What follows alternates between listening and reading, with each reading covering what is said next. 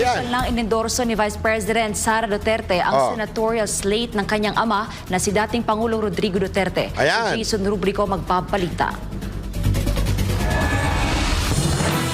Formal nang ipinakilala ng PDP laban ang kanilang senatorial lineup nitong Huwebes ng gabi sa San Juan City. Ayan. Na dinaluhan ng mga taga-suporta ng bawat kandidato. Kabilang sa kanilang hanay ang mga re-electionists na sina Senator Ronald Bato de la Rosa at Senator Christopher Bongo, Yan, pati na importante rin ang yan. mga abogado tulad ni na Attorney Jimmy Bondo, Attorney Raul Lambino, Grabe. Attorney JV Hinlo, Attorney Vic Rodriguez.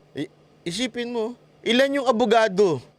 Isipin nyo, ilan yung abogado? 5. Di ba? 1, 2, 3. 4, 5. Yan yung sinasabi mong inutusan bumili ng suka. Putang inan yan. Yan ba yun? Ang kapal din ng mukha mo, no? Ikaw nga hindi hindi ka nga nakatapos ng...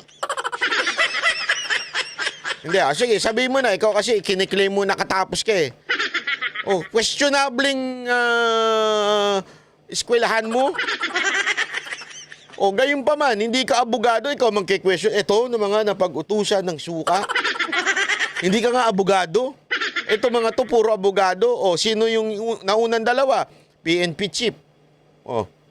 General. Ikaw siguro hindi ka tatagal ng 1 linggo sa PMA. Senator Bongo. Kitan mo naman kung gaano magtrabaho yan. Talagang nung panahon na kasama siya ni Mayor Duterte pa lang, naging President Duterte, sobrang magtrabaho. Hanggang ngayon nagtatrabaho, lalaitin mo, nagbebenta ng suka. Animal ka. At Congressman Rodante Marcoleta. Kasama rin sa lineup ang veteran. Ito, multi-awarded multi-awarded na tao to, na artista. Sabi niya, good boy na daw siya. Sige na, naniniwala na kami. Hindi, kasi di ba inisyo sa kanya babaero siya. May mga gano'n naman tayong mga panapanahon. Si Senator Robin din naman eh. Tandaan nyo, umaabot din naman yung mga, siyempre, artista. Tapos tingnan mo di ba, si Senator Robin.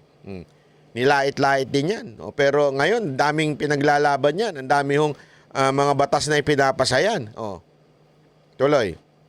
Nawala yung... yan. Anong aktor na si Philip Salvador. At upang kompletuhin ang Duterte senatorial slate, isinama rin ang spiritual leader ng... Ayan. Wala ka. Wala ka sa kalingkingan yan. Marcos, wala. Nakita mo na ba lugar niyan? Yung Tamayong, Prayer Mountain, KOJC. May balita nga kami. Meron daw